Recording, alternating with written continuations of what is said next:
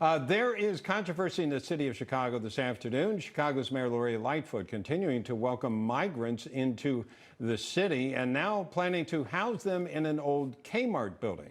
This while the city's homeless are being forced to set up encampments, for instance, at O'Hare Airport, because the shelters are all full.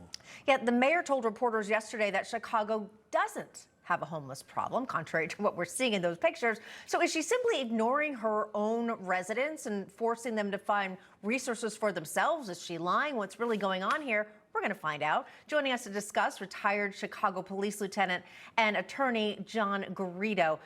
John, great to have you with us here. Being a Chicagoan, I know you have some pretty strong opinions. So what's going on there with Lightfoot? You know, it's frustrating. I think as we see time and again that she struggles with the truth. There's no doubt we have a homeless issue here in Chicago.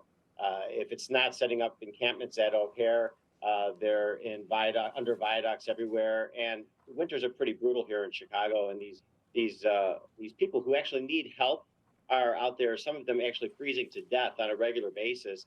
And you know, I think it's a great idea what they're doing to open up these schools and this old Kmart, but I don't understand why we're not opening these buildings up to our homeless population. And what a great way to have them all in one location and to give them the resources that they need. But having them and allowing them to set up the way they do, they're on the trains every night. And many of these individuals have mental health issues, and a lot of them do commit crimes when they're out there. Whether it's because they need money for food or just because they're, their issues, like that one you just showed there, that poor woman. So why aren't we allowing these people to move into these old schools that are shut down or into these Kmart buildings? And I'm not saying you shouldn't do anything for the migrants, but how about the people that we have here? We're not taking care of them. But it just falls in line a little bit with the way she treats everything, with the way she treats our officers. Yeah, I don't know how you are anywhere near the subway. I'm always I hang on to something with both arms. Because you never know if somebody's crazy. You don't wish them to be homeless. They go through trouble. When you see video like that, it's like that's part of the danger. You don't know who you're dealing with.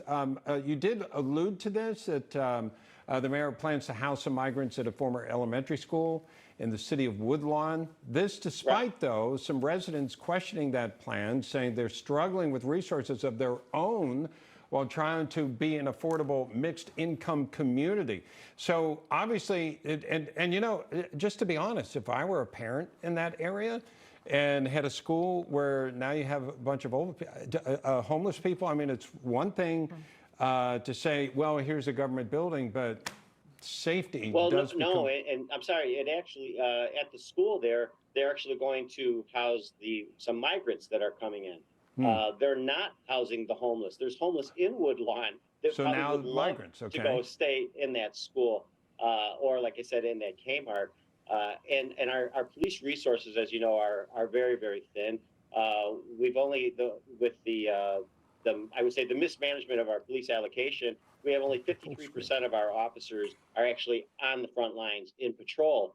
And that includes in these units that they're in, you've got 110 police officers that are on the mayor's protection detail. If you compare that to the two previous mayors, Rahm Emanuel had 16 officers on his detail, and Mayor Daley had 21 officers. She has 110 police officers protecting her house round the clock. She's got 15 to 20 officers in front of her house on a regular basis.